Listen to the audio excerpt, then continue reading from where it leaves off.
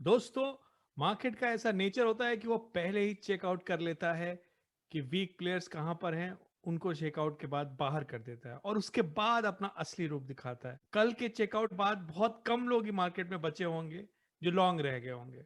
जैसा कि हमने पिछले वीडियो में देखा था, in spite of all the selling, market कहीं ना कहीं स्ट्रेंथ दिखा रहा था, कहीं ना कहीं होल्ड कर रहा था और हम लोग लॉन्ग बने हुए थे।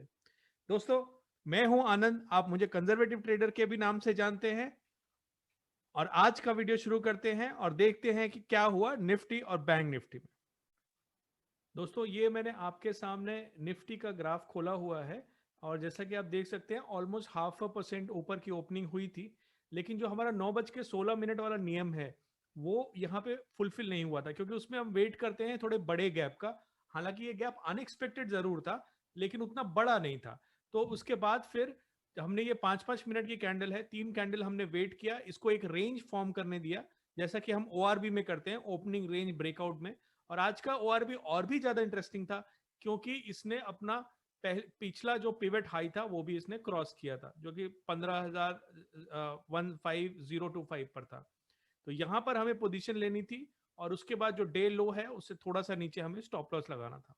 ट्रेल करने का मेथड आपको मैंने बताया हुआ है कि अपन या तो पिवट को देख सकते हैं 5 मिनट चार्ट पे, और नहीं तो हम लाइन है 20 DC लाइन है, इसको हम फॉलो कर सकते हैं। दोस्तों, मैंने पिछले Q&A में भी और पुराने वीडियोस में भी डीसी को डिस्कस किया हुआ है बहुत डिटेल में। आप जाइए और देखिए तो आपको समझ में आ जाएगा। ट्विटर पे बहुत लोग पूछते हैं कि डीसी के बारे में बताओ, मैंने 2-3 बार ऑलरेडी डिस्कस किया हुआ है, तो आप वहां जाके देख सकते हैं। तो ये डीसी लाइन के हिसाब से तकरीबन यहां पर आकर हमारा स्टॉप लॉस हिट हो जाता। पूरी पूरी रैली तो हम लोग नहीं कैप्चर कर पाते, लेकिन ये 1:2 का हमको दे के जाता। उसके बाद दूसरा ब्रेकआउट तुरंत आ गया। अपसाइड पे ब्रेकआउट जो होता है दोस्तों, वो आप दोबारा भी आराम से ले सकते हो अगर वो नैरो रेंज को फिर से क्रॉस कर रहा है, क्योंकि जनरली मार्केट जब ऊपर जा रहा होता है तो उसमें स्पाइक्स कम आ रहे होते हैं। तो आप दोबारा यहाँ पे ट्रेड ले सकते थे। ये निफ्टी में आपकी सेकंड ट्रेड हो जाती। और अपना स्टॉप लॉस क्या होता है, नियरेस्ट पिवट ये है, इसके नीचे अपना स्टॉप लॉस होता है यहाँ पे थोड़ा सा बड़ा। तो यहाँ से फिर हमें 1:2 के आसपास फिर मिल जाता। यानी कि हमें निफ्टी में 2 ट्रेड मिल जाती और दोनों ट्रेड में 2 आर ईच का, टोटल 4 आर का, 4 टाइम्स रिस्क उसका हमको गेन हो जाता। दोस्तों, जिन लोगों को आर का कॉन्सेप्ट नहीं समझ में आया कमेंट में लिखिए, मैं आर पे एक अलग से वीडियो बनाने वाला हूं, क्या क्या इंक्लूड करना चाहिए। ट्रेडिंग का जो सबसे होली ग्रेल आप कह सकते हो वो पोजीशन साइजिंग होती है, और पोजीशन साइजिंग अगर आपको समझ में आ गई है तो उसमें आर बहुत जरूरी है।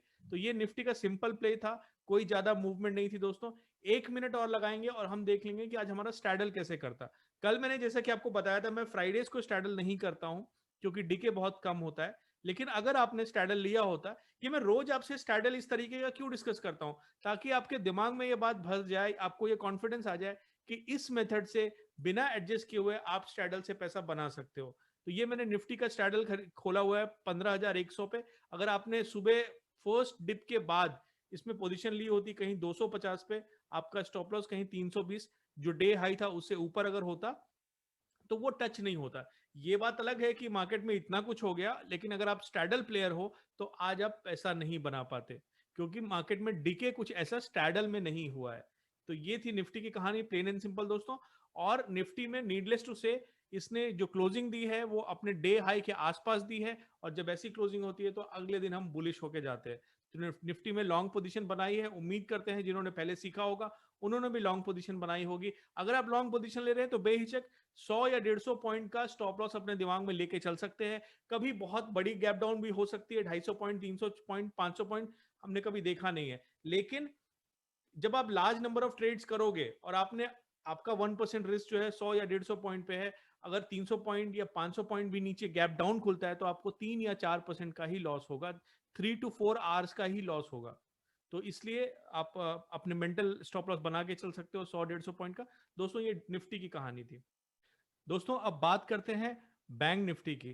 बैंक निफ्टी में भी जैसे हमने देखा गैप अप ओपनिंग हुई थी, लेकिन गैप इतना बड़ा नहीं था कि हम 9:16 वाली टेक्निक लगा पाते। तो हमने वेट किया, और जब उसका एक हमें 5 मिनट के ग्राफ में हमको आपको दिख रहा है कि एक बहुत ही सेक्युलर सी लाइन बनी थी पहली 3 कैंडल में, और उसने बहुत ही आसानी से जो नियरेस्ट पिवट था उसको क्रॉस कर लिया था। तो आप यहां पर या यहां पर कहीं पे आप पोजीशन ले सकते थे, बाई कर सकते थे, क्योंकि हम लोग ट्रेंड को फॉलो करते हैं इंट्राडे में। और जो अपना डे लो था वहां पे स्टॉप लॉस, जो ये मैंने लाइन आपको दिखाई है 33,550 पे आप अपना स्टॉप लॉस लगा सकते थे। याद रहे दोस्तों, ये जो डे लो होता है उससे थोड़ा नीचे स्टॉप लॉस लगाना होता है हमें। ये हमारा 1 आवर हो गया, ये हमारा रिस्क हो गया। इसका मतलब अगर मार्केट यहां से नीचे आ जाता तो ये हमारा लॉस हो सकता था। इतना 1 आवर, ये उसको आप 1% रख सकते हो या 0.5% रख सकते हो या 0.2% रख सकते हो, लेकिन 1% से ज्यादा नहीं रखना है। उसके बाद हमने इसको 20 डीसी लाइन से ट्रेल किया या आपने पिवट से ट्रेल किया, दोनों मेथड में आपको समझा चुका हूं। तो यहां पे कहीं जाके हमारा ट्रेलिंग स्टॉप लॉस हिट होता, तो ये 1 आवर की हमारी रिस्क थी और हमको इसमें बैंक निफ्टी में भी करीब 2 आवर का गेन हो जाता। उसके बाद थोड़ी देर कंसोलिडेट करने के बाद हमने यहाँ पे एग्जिट लिया और थोड़ी देर कंसोलिडेट करने के बाद मार्केट ने हमको फिर से रेंज में से ब्रेकआउट दिया है, बहुत ही क्लीन ब्रेकआउट दिया है। जो पिवट का लो था उससे थोड़ा नीचे हमारा स्टॉप लॉस हो जाता, ये जो डिस्टेंस है ये हमारा नया रिस्क हो जाता। और उसके बाद मार्केट ने ऑल टाइम ये डे का जो हाई है उसके पास क्लोज किया है, तो ये ऑलमोस्ट 2.5 आर का हमको गेन देके जाता। बैंक निफ्टी में चीजें और भी आसान थी क्योंकि लोअर स्पाइक जो आए हैं वो बड़े क्लियर थे और उसके बाद जो रैली हुई है उसमें कोई पुल बैक नहीं था। तो 2.5 आर और 1.5 आर या 2 आर, इसमें भी आपको 4 आर के आसपास का गेन हो जाता। निफ्टी में भी होता और इसमें भी होता। तो आज अगर ट्रेंड फॉलो अप करते तो ये बहुत ही अच्छा दिन था। ये दोनों मेथड अपने पुराने वीडियोस में मैंने आपको सिखाए हुए हैं, आशा करता हूं आपने इसको फॉलो किया होगा।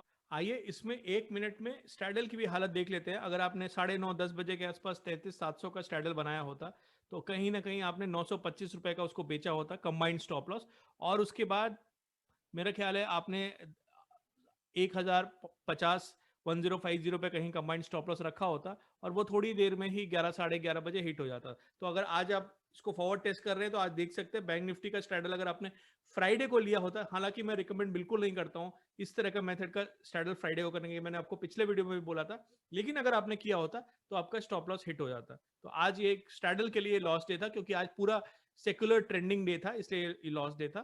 तो ये दोनों कॉन्सेप्ट मुझे लगता है आपको समझ में आ रहे होंगे। Thank you so much for watching guys. और अगर अभी तक आपने वीडियो देखा है तो मेरा 2 घंटे का स्ट्रैडल के ऊपर वेबिनार है जो आप प्लेलिस्ट में से जाके देख सकते हैं या मेरे पुराने डेली वीडियोस को भी देख सकते हैं।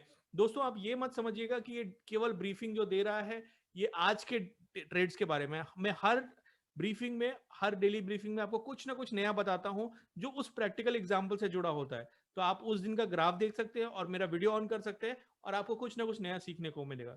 थैंक यू दोस्तों।